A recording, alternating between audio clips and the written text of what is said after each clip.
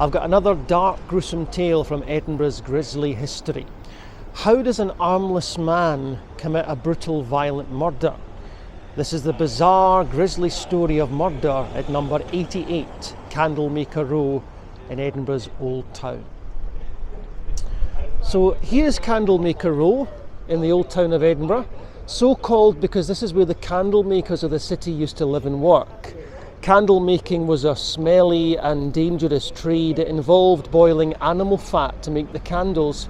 So this gave off noxious smells, and there was also a fire risk. So the candle makers were kept up here, out the way, up this little side street here.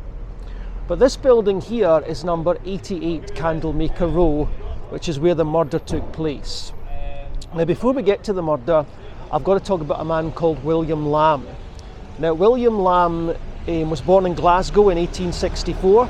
He moved to Inverness where he met his wife and had children, and he was a chimney sweep, and he was an upstanding member of society, well liked by the locals, but he was involved in an accident. He was run over by a lorry and he lost both of his arms. Now because he was armless, he was unable to earn a living. So the local community clubbed together and they bought him a barrel organ, and he learned to play this organ with his feet so he could earn some money and not have to rely on charity. But the trauma and pain of losing his arms led him to turn to drink, and he eventually left his wife and kids in Inverness and he came here to Edinburgh and he moved into this building here on the upper floor. This was a lodging house, 88 Candlemaker Row.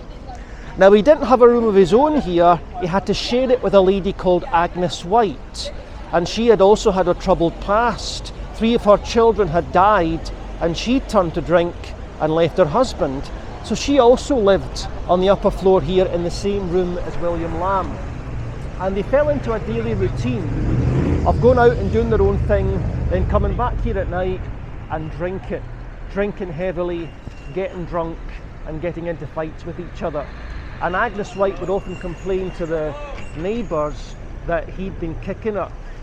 So we get to the 23rd of July 1919, and it's a normal day for William Lamb and Agnes White. He's out on the street playing the barrel organ with his feet, she's off doing her own thing. At the end of the day they come back here to their room and they get drunk as usual and they fight. But on that particular night the neighbours complain of hearing some very weird, strange sounds. There was a complaint of hearing William Lamb shout out, "Get up and give me my pipe," followed by what was described as a sound of rhythmic stomping on the ground, accompanied by a woman squealing. Now what the neighbours were actually hearing was the sound of William Lamb, the armless man, brutally stamping Agnes White to death because she wouldn't get up and give him his pipe. And you've got to think of the effort involved in that and the time it would take. I mean, you don't stamp someone to death in 30 seconds. It's a sustained effort involving a lot of energy and a lot of rage, so it's quite chilling really. But the next day, William Lamb walked into the police office on the high street and he told the police that Agnes was dead. And the police noticed blood splatters on his clothing. So they followed him back here and had a look, and they found Agnes White's body on the floor, covered in blood staining the walls. And the autopsy showed that she'd been stamped to death. That's what killed her. Now William Lamb said he had no knowledge or no memory of what happened that night, but he was put on trial for murder at the High Court, and he was found guilty and he was sentenced to hang.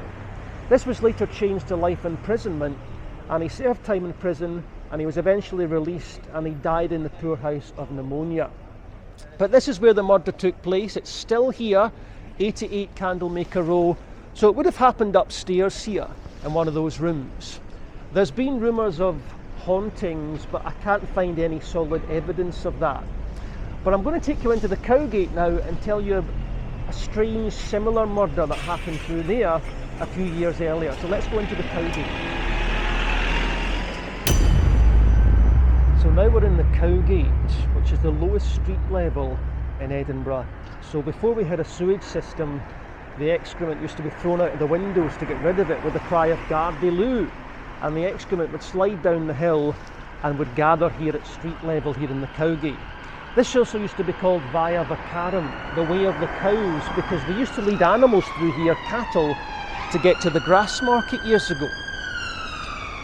So we've just heard the strange story of William Lamb, the armless man, killing Agnes White, but 10 years before that, in 1902, there was a similar bizarre murder that happened here in the Cowgate. It happened in Kitchen Close, which no longer exists. A lot of these buildings have changed over the years. And the killer in this case was a man called Hugh Mooney. Now, Hugh Mooney had a wooden leg, and he took his wooden leg off and he used it to batter a lady called Helen Black to death. So up the road up there we had the armless man killing Agnes White, and down the road here we have the legless man killing Helen Black. Some very bizarre murders have happened in this city. So here's the Cowgate in the old town of Edinburgh, and thank you for listening to today's dark story.